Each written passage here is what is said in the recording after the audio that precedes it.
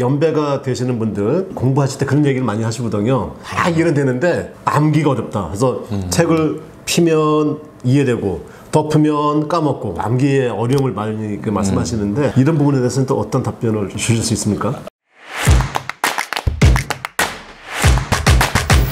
아무래도 나이 먹고 이렇게 하면은 좀 암기가 어렵죠. 저도 뭐 어제 뭐 먹었는지 기억이 안 날 정도로 그렇게 하는데, 근데 이게 50 넘어서 공부하는 게 암기에는 좀 불리할지 모르겠어요. 그런데 이게 결코 그것이 불리한 단점이라고는 저는 생각이 안 들어요. 왜냐하면 나이가 들면은 실무 경험, 또 인생 경험 이런 것들이 이제 풍부해지거든요. 그래서 오히려 늘어나는 게 있습니다. 이해력 늘어나죠. 인생 경험이 있잖아요. 산전수전 다 겪었으니 지구력 늘어나죠. 젊었을 때보다 훨씬 좋습니다. 뭐 암기 안 된다고 걱정하시는 분들 절대 걱정하실 필요가 없는 게, 콩나물 시루에다 이렇게 물을 주면은 밑으로 다 빠지고 없어요. 제 뭐 먹고 사나 할 정도로 물이 다 빠져버리거든요. 뽀송뽀송해요. 매일 이렇게 물 조금 주다 보면은 콩나물 시루에 콩나물이 수북합니다. 결국 지금 공부라고 하는 게 하루아침에 다 배워서 외워버리면 잘못된 것까지 다 한꺼번에 외우는 거거든요. 바꾸기도 힘들어요. 차곡차곡 쌓다 보면은 결국 콩나물 시루에 콩나물 쌓이는 것처럼 수북하다. 그 다음에 이제 암기라는 게 결국 반복 숙달이잖아요. 제가 이제 공인중개사 할 때 인강하시는 분이 나이만큼 반복해라. 자기 나이만큼. 그런 말씀을 하세요. 30대다. 그러면 3번만 봐라. 40대 4번. 결국 이제 반복을 통해서 저절로 암기가 된다. 뭐 이런 뜻이죠. 그렇게 반복하다 보면은 결과적으로 암기는 저절로 되는 거고, 기술사는 이게 암기보다는 좀 이해력이잖아요. 그래서 맞습니다. 50, 60대인 자기 장점인 그동안의 실무 경험, 또 뭐 인생 경험도 좋죠. 거기다 이해력 이런 걸 가지고 어떤 이슈나 테마가 오면은 그 배경이나 원리 중심으로 공부를 해두시면 아주 좋을 것 같아요. 예를 들어 이제 스마트 그리드 뭐 이렇게 있잖아요. 스마트 그리드 하면 마치 새로 나온 이슈 같지만 전력의 어떤 현상을 기반으로 한 거기 때문에 이미 다 알고 있는 것들입니다. 새로운 용어를 만들어 냈을 뿐이죠. 그렇죠. 이것이 나온 이유나 배경, 그리고 어떤 그 솔루션이 어떤 것도 비슷할 겁니다. 분명히. 맞습니다. 이런 것들을 다 경험적으로 이미 잘 알고 계시잖아요. 이런 과정 속에서 오히려 경험을 더 살려서 임기응변도 내고 뛰어난 응용 능력도 좀 발휘하시면은 오히려 더 젊은 사람보다 빨리 합격하실 수가 있죠. 그렇죠. 실제로 이제 그런 어떤 실무적인 경험이나 이런 부분들을 잘 살리셔서 도움을 받은 적이 있습니까? 예를 들면 뭐 면접이나 아니면 뭐 필기나. 면접이 좀 긴장 많이 하고 들어가잖아요. 그렇죠. 딱 들어가자마자 세 분이 앉아 있는데, 그놈 아세요? 이렇게. 그래서 수험생 누구시는 주로 배전 업무 이렇게 쪽을 하셨는데 도로 터널을 나한테 설계를 해봐라. 그렇죠. 한 번도 해보지 않은. 어떻게 할 거냐? 내 앞에서 직접 해보여라.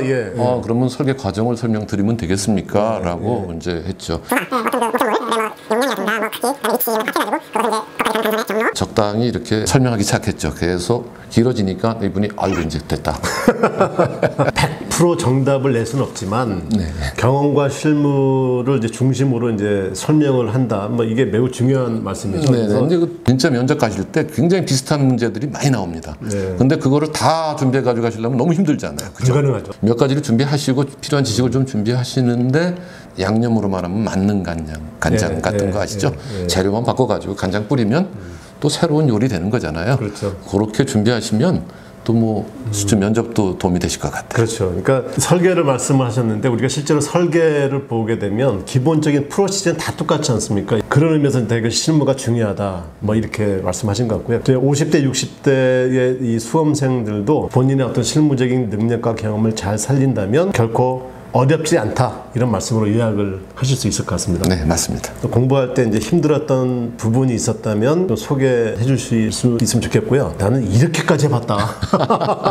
저도 열심히는 했습니다만 기본 소반을 이제 2번 공부했어요. 그 다음에 이제 잠실에 옮겨서 논수반 이렇게 한번 같이 수강을 하는데, 어떤 분이 스터디 그룹을 우리 같이 좀 결성을 해보자, 이런 제안을 받았었습니다. 정보도 공유하고 공부하고 모의 시험도 같이 보고 뭐 혼자 하는 것보다 훨씬 도움이 되겠다. 그렇죠. 이렇게 해서 하게 됐는데요. 각자 공부해가지고 주말마다 모여서 이제 시험 보고 모의 채점하고 또 그리고 벌금도 좀 받고요. 그렇죠. 벌금은 점수 때문에 낸 적은 한 번도 없어요. 그런데 오늘날 보니까 벌금 랭킹은 1위더라고요. 다른 이유가 있나 보죠? 결석을 하게 되면 결석 벌금이 제일 커요. 공부해야 되는데 회사에서 이렇게 행사할 때 보면은 나이 많으신 분들은 이 행사에 빠질 수가 없지 않습니까? 특히 50 넘으신 분들은 대부분 회사에서 관리자 아니에요. 그런 시간 빠질 수가 없거든요. 근데 이게 스터디를 하게 되니까는 얻을 수 있는 게 이런 행사 때문에 뭐 내 시간을 빠진다든가 게을러진다든가 이런 게 없어서 아마 도움이 됐다 이런 생각도 들고요. 그 스터디에서 제가 나이가 제일 많은 연장자 있잖아요. 그렇죠, 한마디로 그렇죠. 팀원들 앞에서 이 비굴한 모습 보이면 안 되지 않습니까? 민폐를 보이지 않으려면 모범을 보여야 됐거든요. 뭐 이런 것들도 결과적으로는 저한테는 큰 도움이 된 거죠. 책임감을 느끼게 했으니까요. 네, 맞습니다. 스터디 구성을 어떻게 하셨는지 또 아니면 이제 스터디에서 어떻게 공부를 진행하셨는지 더 좀 자세히 좀 얘기를 좀 해주시겠습니까? 기본적으로 여러 사람이 같이 협업하면서 공부 범위가 막 확장이 되거든요. 그렇죠. 제안하신 분이 설계사무소에 근무하는 분이었어요. 저보다 조금 젊으신 분이었는데 그분이 이제 이렇게 팀을 다 구성을 했더라고요. 전력회사가 2명, 발전회사도 1명 있어야 되고 그렇죠. 안전공기업 설계사무소, 또 IT 회사, 산업체 관리자 이렇게 해가지고 7명으로 다 구성을 해놨더라고요. 각 20대, 30대, 뭐 40대, 50대 이렇게 다 있어서 7명으로 스터디 저도 하기 전에는 첫 시험 봤어요. 시험 보러 갔는데 문제 쉽더라고요. 답만 맞으면 점수 주는 줄 알았거든요. 아 이건 틀림없이 맞았어. 나오니까 점수 안 주는 거예요. 예상 점수보다도 확실히 적은. 그래가지고 이거 안 되겠구나. 그래가지고 이제 하반기에 스터디를 하게 되거든요. 일요일 날 서초동에 국립중앙도서관이 있습니다. 세미나룸에 빌려가지고요. 발표도 하고 토론도 하고 이렇게 하는데 많은 분들이 자기 분야에서 새로 나온 규정이나 뭐 신기술 이런 거 소개를 해주게 되고요. 이렇게 하다 보니까 이제 범위가 확장되고 내용도 좀 좋아지고 뭐 이런 과정에 자기도 모르게 이제 합격까지 하게 되는데요. 이게 저도 거기에 이렇게 몰입하다 보니까 필기 시험 합격자 발표도 안 보고 스터디 준비만 하고 있다가 우리 전상영 원장님이 합격했다고 축하한다고 전화하셔가지고 그래서 이렇게 합격한 걸로 알았을 정도로 하여튼 스터디에 좀 몰입했던 것 같습니다. 사실 저도 마찬가지였었거든요. 불합격했다 하고 이제 새롭게 다시 이제 스터디 그룹을 다시 결성해서 의기투합하는 바로 그날 저녁에 전화 와서 예, 맞아요. 똑같아요. 합격했다고 했는데 기술사 시험도 합격하시고 어떤 분이 가장 축하를 많이 해주시던가요? 저희 사모님께서 보실 것이기 때문에 당연히 저희 사모님께서 제일 많이 축하를 해주셨고 지금도 늘 자랑하고 다니십니다. 동생들한테 봐라 너네 형부 정말 대단하지 않니? 뭐 이렇게 하시거든요. 집에서 퇴근하시고 공부하실 그 상황이 되셨나요? 처음에는 집에 있는 책상을 이용해서 공부를 해봤는데 애들 초등학교 때 사준 거예요. 허리가 너무너무 아팠어요. 그래가지고 도저히 하다가 다리가 저려서 안 돼서 사설 도서관으로 옮겼습니다. 스터디 카페라고 하죠.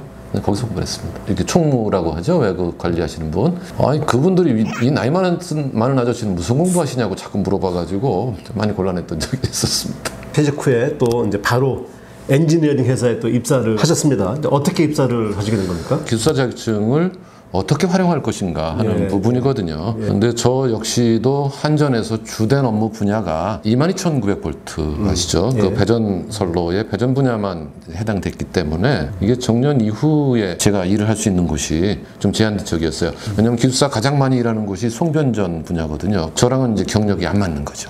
이게 좀 제가 일찍 취득했다면요. 발송배전 기술사가 업무 영역이 설계, 감리, 또 엔지니어링 분야 뭐 이런 것들 많이 있지 않습니까? 다양하죠. 예, 이런 다양한 중에서 내가 앞으로 어떤 것을 더 경험을 쌓겠다 하고 준비를 하면은 그러면 이제 이 기술사 자격증 쓰는데 아무 문제가 없겠죠. 그런데 저는 이미 정년을 넘겼기 때문에 이미 가지고 있는 경력을 활용해야 되는 거잖아요. 그렇죠.